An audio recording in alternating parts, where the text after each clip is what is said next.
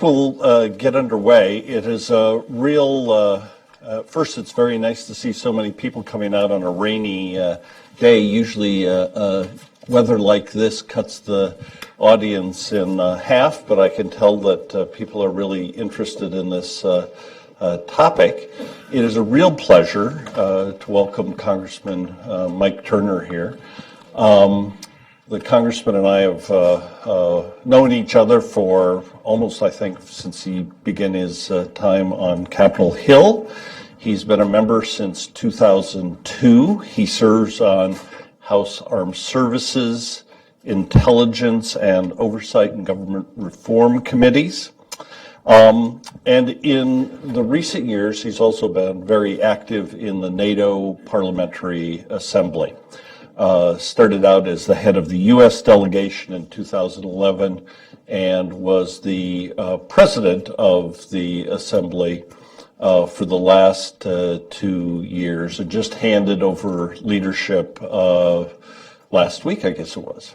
So here's what we're going to do today. He has to leave at 11:50 because of votes. I'd ask you to just sit tight when we get to the end so he can just head right out and grab an elevator and get down into a car. The way we're going to handle questions is you can either write them down outside, you can send them to us by Twitter at Hudson Events, all one word, or you can email them at events@hudson.org. So with that, I'm going to allow Congressman Turner to make some introductory remarks, and then we'll get to the Q&A. Well, Craig, I want to begin by thanking you personally because of your longstanding commitment and your body of work on the Transatlantic Alliance. You have both helped the dialogue to ensure that we have a strong alliance, and have ensured, I think more importantly, that Congress be engaged in that. Your efforts have included educating Congress, making certain that there are exchanges and dialogue between parliamentarians of our European partners, and an understanding of the issues of how our responsibility and roles in NATO have played an important aspect in not just the fall of the Berlin Wall and establishing democratic institutions, but really being a beacon of an advocate for democratic institutions. From that standpoint. So thank you for your work. Thank you. I want to thank the Hudson Institute for hosting this, and also for the parallel of their work. This certainly gives us the ability to have the dialogue from which formal policy is formulated. I think this is an opportunity for us to lay some of the groundwork of the policy elements that we all struggle with and deal with. The NATO Parliamentary Assembly has about 250 voting delegates from the 28 NATO nations and 150 affiliated delegates from either partner nations or nations who are aspiring to be part of NATO. It's been my honor to participate in that because it's given us the ability to go right to parliamentarians who are decision makers in Europe and make our case on some of the U.S. Policy issues and hear directly from them where there are issues. But also in looking at what Craig's focus has been on U.S. Congress, it's given us the ability to try to engage our European parliamentarians in bringing their message directly to Capitol Hill. It's about 4 years ago. An amendment was placed on an appropriations bill on the floor of the House that would have caused all of the U.S. troops to be withdrawn from Europe. And although today we all think how outrageous of a prospect that would have been, we weren't all paying attention. And the resolution, the amendment passed it on the House floor to our shock. So we began the process with the NATO Parliamentary Assembly of bringing NATO to Capitol Hill because there was no voice at Capitol Hill. So one of the things we did is we got a list of all those who'd voted in favor. We got a list of all those who we know had either questions about NATO and those who were strong NATO supporters. And we began doing the Capitol Hill rounds. And the next time the amendment came up, we won and it lost. The next time it came up, it was an overwhelming margin. And the last time that the amendment came up, the Rules Committee didn't even put it on the floor. So we feel like we had won that dialogue. I think Vladimir Putin had also helped us in that dialogue. But I've just returned from my last meeting of governing the NATO Parliamentary Assembly as its president. It was in Istanbul, Turkey. We had the interesting balance as being the deliberative body from which Turkey is a very valuable and active member, but also to show our support, but our concerns for the trends and what is happening in Turkey. Erdogan came and spoke to our group. I spoke before him and was given the task of trying to characterize the concerns of the NATO Parliamentary Assembly, so he was not left just with the sense of our welcome and appreciation. But what we related was that throughout all of our discussions on Turkey, we had concerns of rule of law, judicial processes being open and based on evidentiary findings. The response to that was, I think, very positive. The Turkish government had sent the Minister of Defense, the Minister of Foreign Affairs, and the Minister of Justice to our sessions to answer questions, open and for an extended period of time. And so we were very confident they had heard from us our concerns. So I do believe that although we are all remain concerned, I do think they are hearing us, and they are certainly hearing both our support for the concern of the coup and the terrorism attacks, coupled with rule of law. Now, as NATO Parliament President, I had three major goals, all of which that you will share and embrace, and those were, one, re-engaging the conversation to deterrence, that we had walked away from the issue of deterrence. NATO had even declared itself as having no adversary, but trying to refocus on the issue of what really is our responsibility as a military alliance for preventative defense and deterrence. Secondly, turning the issue of spending, that in order to accomplish deterrence, obviously we have to increase spending, but the partners of NATO have to increase their participation. And then thirdly, the issue of expansion, making certain that the open door remains an open door, and certainly through that advocating for Montenegro, who satisfied the requirements to be able to be the example of the dialogue is certainly important, and the invitation is there. As the president of the NATO Parliamentary Assembly, I had the opportunity to address the heads of state in Warsaw. That was somewhat of a surreal experience. I was the first speaker in the closed session, the only other American besides our American delegation, Defense Secretary of State and President who were speaking. So imagine you walk in the room and it's Merkel and Hollande and Trudeau and Obama, and you're giving them an address. What was heartening is that their dialogue and their resolutions were consistent with the message that the NATO Parliamentary Assembly had delivered. And to give a little focus on the issue of deterrence, I think that when we always talk about whenever there's a period of lesser conflict, that we have a peace dividend or an ability to cut our forces. The reality is that our commitment needs to remain constant in order to make certain that we're safe. So the analogy I use is that we all lock our doors at night, not because we believe that our neighbors are murderers and thieves, but because to not do so would be irresponsible for our families. For our NATO family, deterrence is the same. We have to rise to the level of commitment of funding deterrence so that anyone, whether there be change of circumstances or politics or threat, sees that NATO is an adversary not worth attacking. And in the back, you'll see, in conjunction with the Warsaw Summit, I issued a report, Deterrent to Defend, which goes over the issues of Russian aggression, some of the threats that we have, and what it's really going to take for deterrence, because if we look at our adversaries, self-declared, their modernization, their investment now poses a significant threat to our military superiority. On the issue of spending, both in Istanbul and Warsaw, it has been universal as the discussion that Europe cannot continue to send the bill to the United States for its own defense. Russia's economy is somewhere equal to Italy or Spain, not Italy and Spain, but yet it has a military might that is equal and that can challenge all of Europe, but for the United States participation. Europe should be ashamed, actually, that it is unable to garner the forces necessary to defend itself. In the NATO Parliamentary Assembly, I've had parliamentarians say to me, well, I have a hard time on my floor of my parliament encouraging people to increase defense spending, because when I tell them we need to increase defense spending, they say, well, why would we have to increase defense spending? We're in NATO. Well, our goal in this dialogue is to reverse that. I mean, the answer on the parliamentary floor should be we have to increase our defense spending because we're in NATO. That should be an obligation that they all rise to.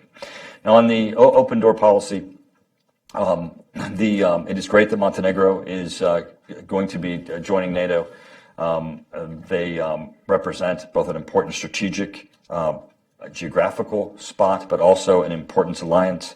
The other issue, obviously, is that it needed to be resolved because the pressures on Montenegro, the interference, both from Russia and as we saw recently in the attempted coup action, this is something that we need to put to bed for even the stability of Montenegro itself. But the aspect that we want to focus on in Open Door is not just one come in and not just a lineup of members that are ready to go through the door, but a recommitment by NATO of its function of working with aspiring nations, because we used to be the forward-leaning organization that would work with nations on rule of law, on democracy building, on civilian control of the military, on reforms, on interoperability, and we became bureaucrats where we had a checklist where nations would have to present themselves and we'd check the boxes to see whether or not they were eligible, as opposed to saying, putting our arm around them and saying that for the good of even your country and for the process, we're going to work with you as your partner. Trump. Secretary General Stoltenberg has spoken to Trump. I was able to facilitate that somewhat through Mike Pence, the vice president, because Stoltenberg had been trying to make a connection, and I think the importance of it finally rose to the level where they spoke just before we had our conference. So Stoltenberg was able to come and report that they had a very good conversation. I think what we're hearing from the administration is an absolute commitment to Article 5, but an absolute commitment that our partners need to increase their defense spending. That message is certainly consistent with what came out of Warsaw. It's consistent with what came out of the Obama administration, and it's certainly something that we absolutely need to do. I would not take any of the conversations about increased dialogue with Russia as being a walk away from either a commitment to NATO or a commitment to building up our military. President-elect has been very clear about increasing our military strength. The one thing that we know is we're all for dialogue. But there's no portion of dialogue that can offset deterrence. And there's no portion of deterrence that can offset dialogue. Both pursuing either to the exclusion of the others is risky and is not in our best interest. So with that drive-through, I'll turn to you, Craig. Okay. Let me ask two follow-up questions. The first one really touches on the campaign. If you would have told me 20 years ago that we'd ever have a presidential campaign where a sitting president expressed doubts about our European allies, a pretty successful primary challenger in the Democratic side questioned our commitments to NATO, and the presidential winner of the campaign did the same thing, that it would really reflect a kind of a changed mood in the United States. And yes, when you ask a question to Americans, do you support NATO? You still get 60-70% to say yes. When you ask questions about willingness to actually honor Article 5, if it means sending troops, etc., it goes down quite a lot. Do you see in Congress an erosion of support for NATO or more questioning of it? Or is it just kind of a quirk this year that there was so much attention paid to this in the presidential election? Well, a couple things. One, I do believe that people are concerned. And they're concerned because there hasn't really been enough commitment to invest in NATO for the obligations that we've undertaken. Many of you would be familiar with the RAND study that looked at the Baltics and what would happen if there was a conflict with Russia, and that Russia would overwhelm the Baltics in 2 days or so, and we'd be faced with what they declared were three options: a protracted conventional war, nuclear war, or concede. Well, that's really not three options. I think the reality of what we've not done is sinking in and giving people a pause as they look to the issue of Russian aggression. and certainly the need for applying international pressure on Russia. So we're not to that point. But even the area besides military investment of infrastructure investment, and people are beginning to have the discussion of, well, we really never worked with Eastern Europe to do the reconfiguration of their Warsaw infrastructure that is clearly an impediment, an intentional impediment to the ability to move troops and equipment. Mm-hmm. That's an issue that people are aware of that we need to address. The second thing is, and I think you're absolutely right, the Congress is absolutely committed. We're passing an increase of $3.4 billion in defense spending for the European Reassurance Initiative. And it's called the European Reassurance Initiative. So there's no one who's confused about what this is. Mm-hmm. Everyone is widely in support of it. It's going to pre-position troops and equipment. But they're waiting for the American Reassurance Initiative, because that's what we need from our European partners. And that's the aspect that I think that, and everywhere I've spoken, I've tried to, and we had the transatlantic dialogue that your EU counterpart in this week with the chairman, Mario Diaz-Balart, and we made the point again of we need the American Reassurance Initiative on behalf of the Europeans. So I think there's wide support, there's concern, but largely as a result of the neglect from the past. Okay. So the day after the election, I flew off to Europe and was planning on explaining what the new Clinton administration would look like. And instead spent a week talking to semi-stunned Europeans. The one thing I was somewhat impressed by, though, is they had gotten this message. We have to do more. And I think some interpreted the election of Donald Trump as a sign of American withdrawal or pulling back, but many others took it as a sign we're going to be held accountable. Was that the impression you got as you talked to your colleagues in Istanbul last week?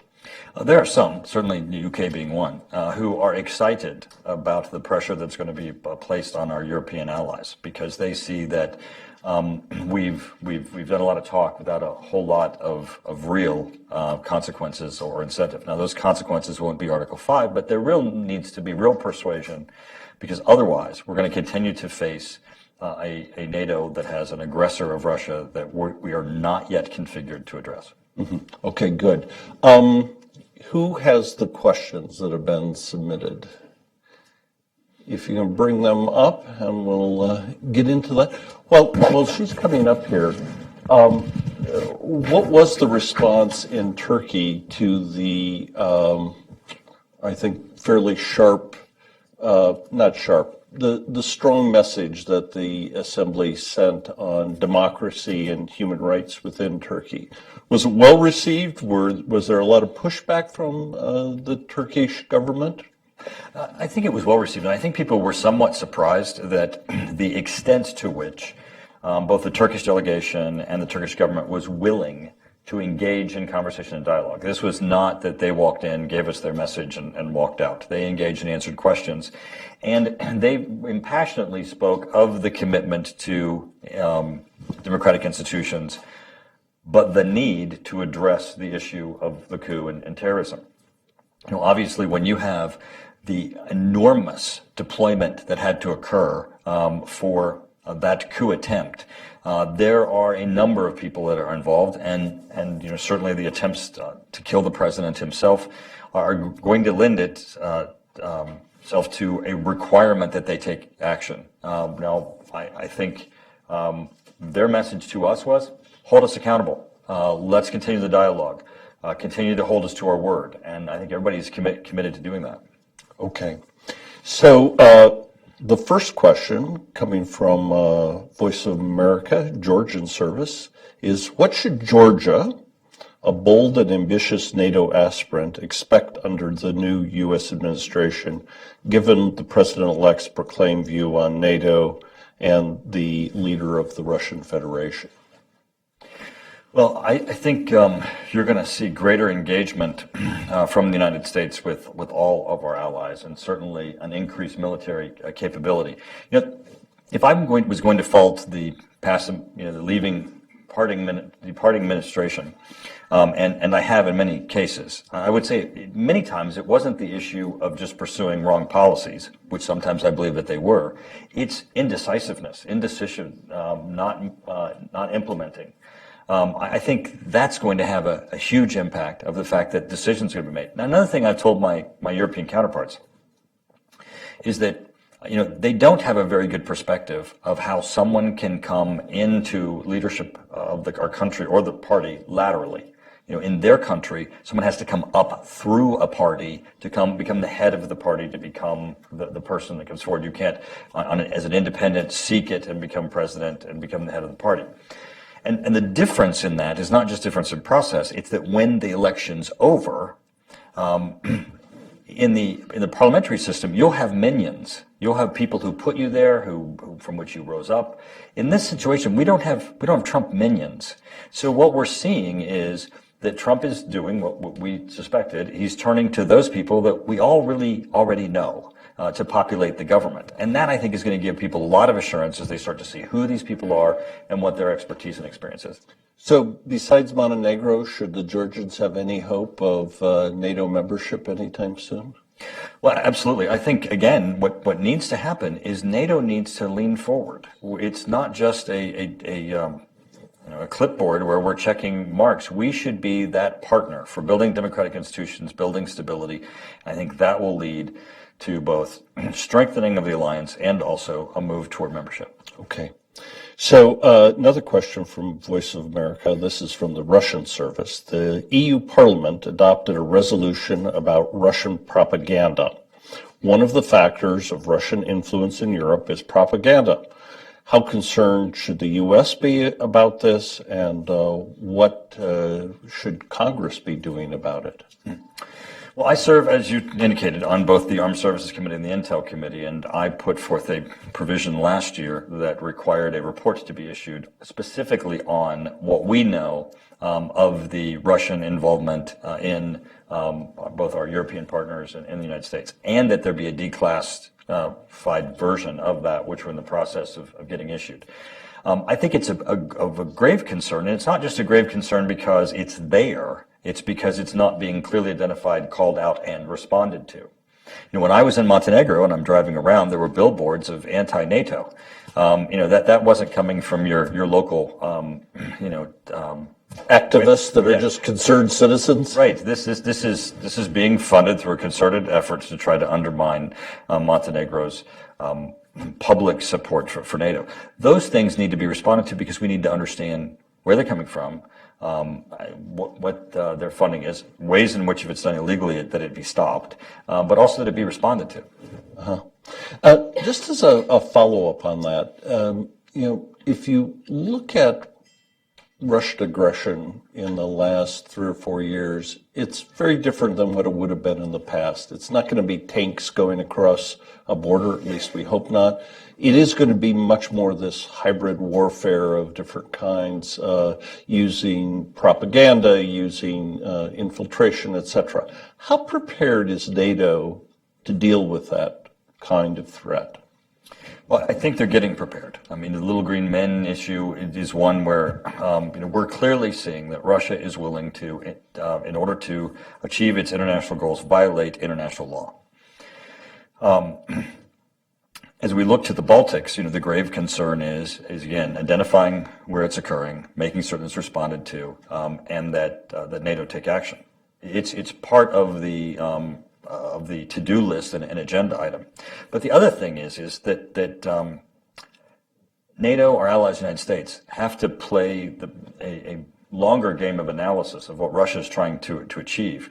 I don't think, if you look at what Russia has done now, that this was some nationalistic push to annex Crimea. It was about getting a military base where you can get access of land, sea, and air denial. If you look at what they're doing in Kaliningrad, what they're doing in Crimea, and what they're installing in Syria, this is about creating a buffer that gives them the type of reach that they would have had with the Warsaw Pact without having to have the land or the commitment or the nations that were under them. Seeing their long-term plan, I think, will help us respond better. Okay, good. Okay, here's a question. You're going to have to explain what the initials mean to the audience. What is the prognosis for NDAA and more specifically ERI remaining intact? Okay, NDAA, National Defense Authorization Act, and ERI is the European Reassurance Initiative. And that's the $3.4 billion that I spoke of, which was the prepositioning of troops and equipment. That is intact. It is funded. It's not in the supplemental. It's actually in the bill itself. I think General Breedlove, as he was coming out of Europe, did an excellent job of laying the strategic groundwork for people to understand how necessary this was, that we had to get there and that we had to get things in place, and that this was just a start. It was not just about defending Europe, but it was also about our own defense and our own capabilities. The National Defense Authorization Act, I believe, will be on the House floor this Friday, and I think it will be passed by the Senate. We have not heard from the President what he will do, but I'd be incredibly surprised with the bipartisan support we're going to have for the NDAA, that the President would find himself needing to veto a bill that really is necessary to protect our troops. Okay, I've got one last question, and then Rachel, if you have others, you can bring them up to me. And this is a big one. Will the new administration follow a Jacksonian foreign policy? Wow. It's kind of funny. Is Walter Russell Meade here? I mean, that sounds like a question he would ask. It's funny when you look at how revolutionary this administration is. That's probably the biggest nexus that you can have to populism and the themes that we saw in the campaign. I think that for looking at the policies, what their doctrine will be and what they'll pursue, we need to look at through the lens of not the rhetoric of the campaign, but the rhetoric or the substance of those that are going to populate the government. We've already seen a very thoughtful approach from the president-elect in his conversations with those he's interviewing. He's actually not just doing a litmus test. I believe X. Do you believe it? He's saying, I believe X, and what would you tell me about it? And apparently the dialogues are being very fruitful. And I think you see that in some of the people that are being advanced. So I think in order to answer that question, but it's interesting because I think certainly from a campaign perspective, you could draw that line easily. It would be, let's look at who these people are and what their policies are. I'm not going to ask you who you think the next Secretary of Defense will be, but if you were going to give advice to the next Secretary on what their priorities should be over the next 4 years, what would it be? I think the Department of Defense needs to be much more clear in the threats that we have and in the loss of capability, the impacts of sequestration, and the financial needs of our Department of Defense. When sequestration was first proposed by the administration, and this is where both my staff and my former staff get to smile because I always say, and I voted against it. It was implemented without the Department of Defense being able to tell either the American public or even Congress what would happen if sequestration occurred. Now, we all know, everybody who's ever run an organization, the moment you have draconian cuts that happen, the first thing you do is cancel those things that you can immediately cancel, which of course would be exercises, training. Then you begin doing, cutting short-term contracts, spare parts, maintenance. Then you begin cutting long-term contracts, modernization, and then you begin throwing people overboard. Well, that's exactly what our Department of Defense did without any real description to either the Congress or the American public as to what each of those steps were going to do. Frequently I'll go to the Department of Defense and they'll get out their charts and their descriptions of the terrible condition that we're in. And my answer to them is I know.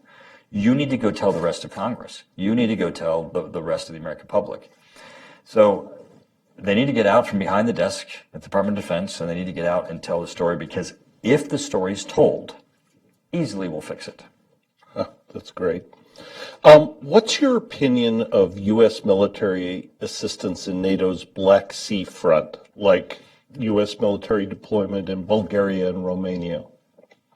I think it's important. When you also look at our recent installation of missile defense in Romania, we have a presence there, one that is going to take an increase of our assessment of how do we protect these assets, but also because Russia is being so aggressive and their interest in Crimea clearly were in dominating the Black Sea, we have to have a presence to be able to begin to offset that, or we will not be able to turn it back. It has to be something where the NATO and our allies are putting a stake in the ground now, or a buoy in the sea, if you will, that says we're not going to concede.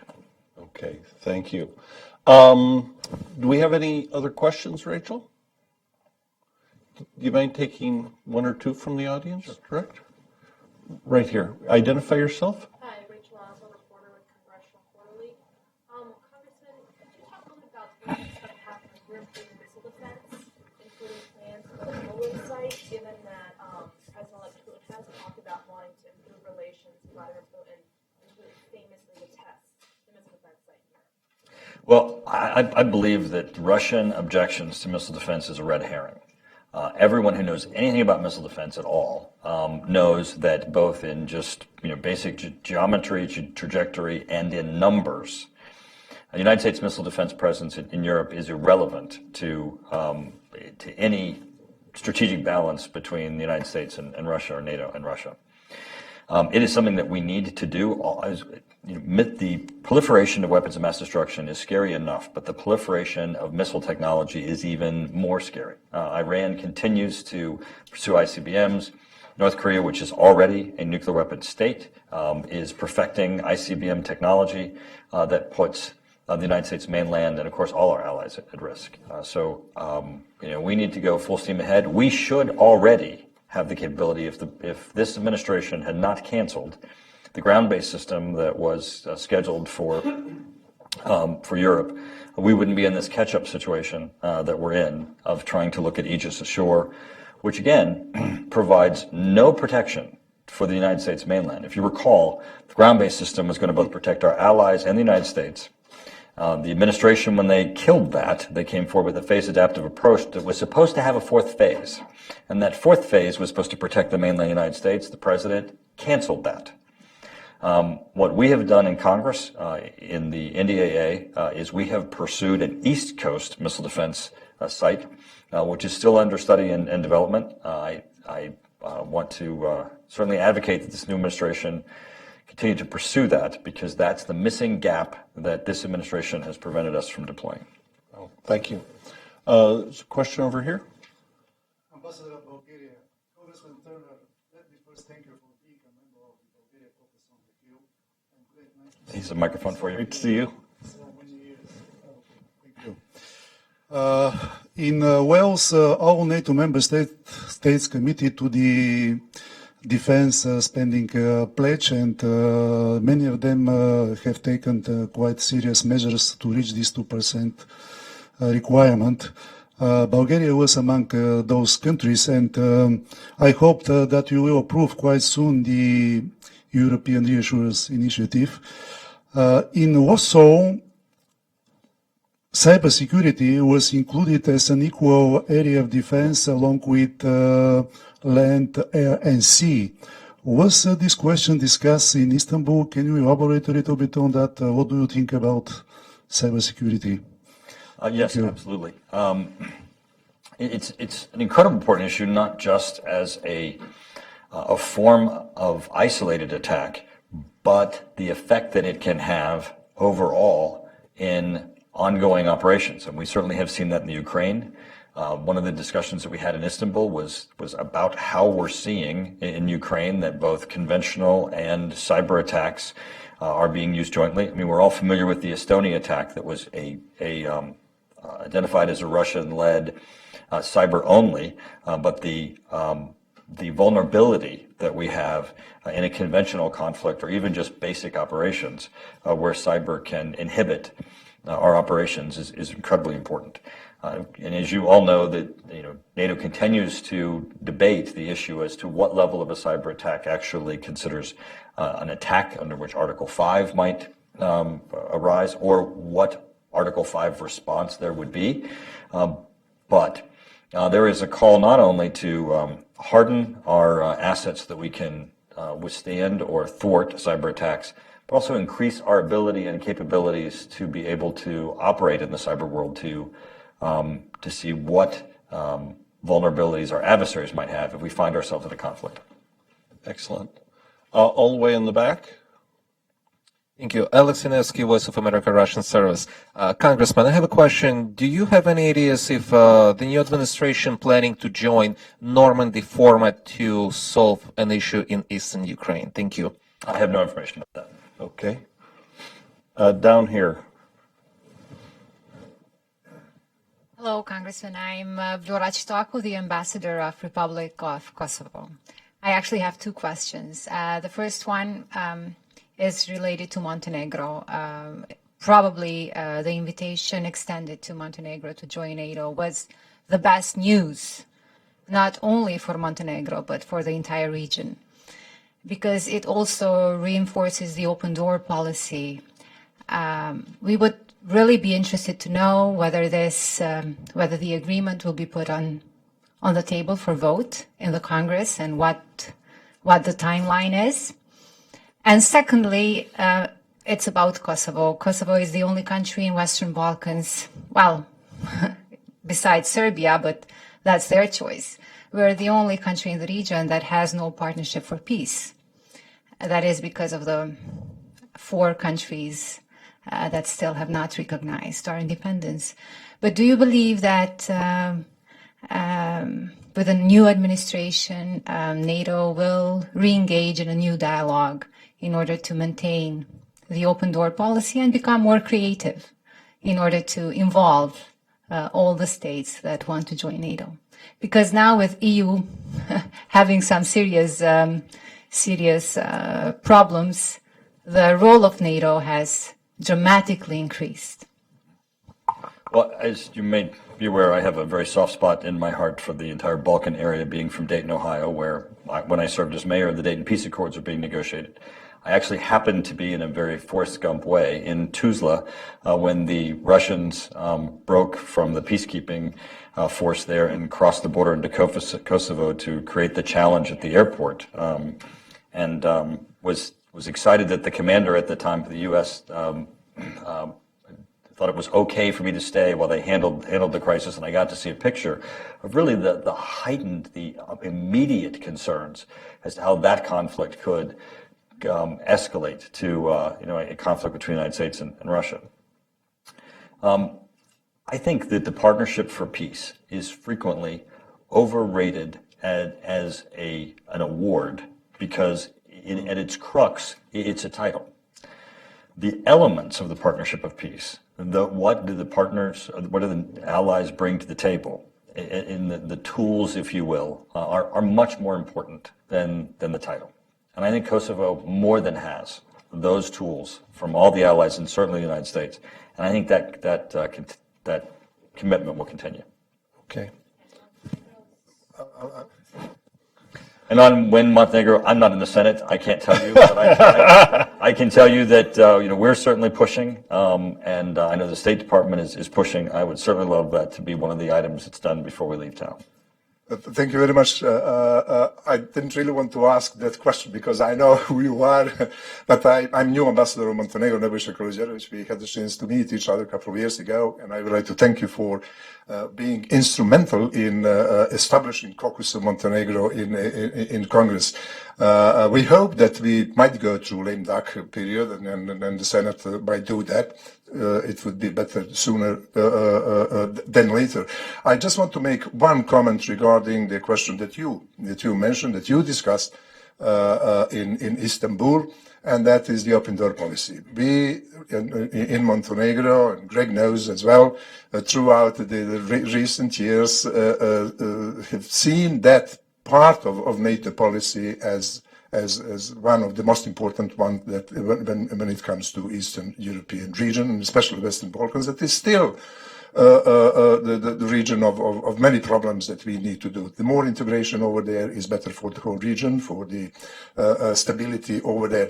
Just to support from our point of view, from inspiring nation, that part of NATO policy must be kept high on the agenda. Thank you very much. I agree.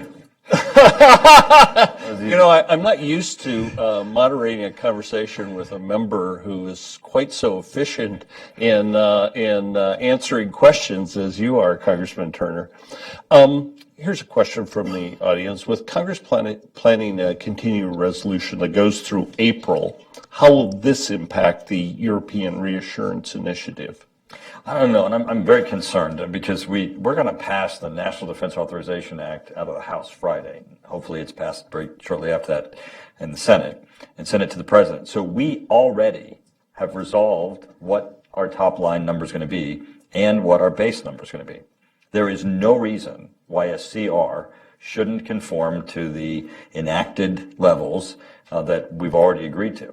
The fact that the CR is not grossed up, if you will, to recognize the challenges of 2017, I think is a fatal flaw in the discussions and debate about a CR. Hopefully, the voices like mine who have been saying that will be heard.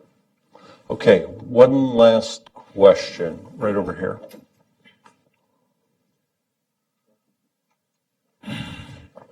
Joe Bailey with the Lebanese Information Center. Thank you, Congressman. Did the issue with all what's happening in the Middle East, did the issues of the Middle East come up during the last NATO meeting? And what might the role of NATO would be, for example, in Syria? Doctor, thank you for the question.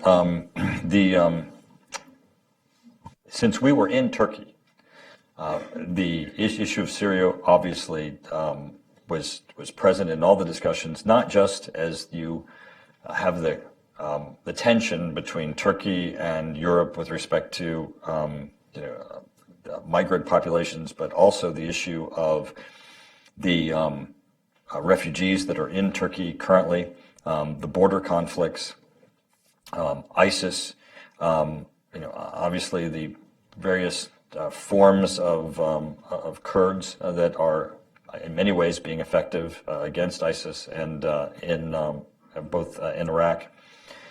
And in our overall partnership. I think having some clarity as to what the United States commitment is going to be will help everyone. And I think this administration is going to have to turn to this one immediately. If you look at just the campaign rhetoric, with Hillary Clinton saying that there was going to be a no-fly zone, I think it was an incredibly dangerous discussion because I don't, as was rightly placed in many articles analyzing it, that is an immediate direct conflict with Russia itself. But if you add in then the atrocities that are happening, where Russia is again violating international agreements with the respective of a conduct of a conflict, this is going to have to be on the top of the agenda for this administration. How to sort this out and how to have a role for the United States where we've not been effective and perhaps have had a negative impact.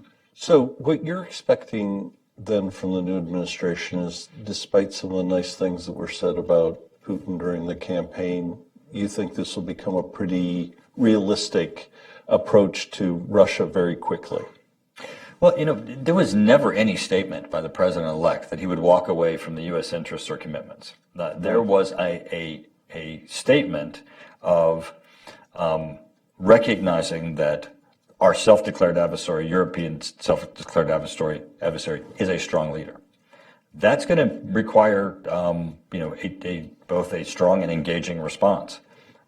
That's going to be up to this new team that comes in, because what we have had is a negative verbal engagement with ineffective implementation of policy or even military policy. So it's going to have to all be right-sized. If the rhetoric is diminished, but the effort is more directed, we'll probably be more successful. Okay, great. I think with that, we're going to let you get back and vote. Thank you. Really appreciate it. This has been just terrific to have you here. One commercial, there are in back the deterrence to defend NATO Parliamentary Report. This is also on their website. If you have some interest in a section or a provision, you can email this out to other people. I think it's important to have this sort of whole-scale view of what does Russian aggression look like in how it translates to our to-do list in the future. And I would just close with this. Over the last year, I've been doing a major study on the future of U.S.-European relations. And I think one of the striking things has been how rarely in Europe people talk about NATO. It is really important that a voice like yours is out there and encouraging our allies that to still take NATO seriously and make the right investments. So thank you very much. Thank you.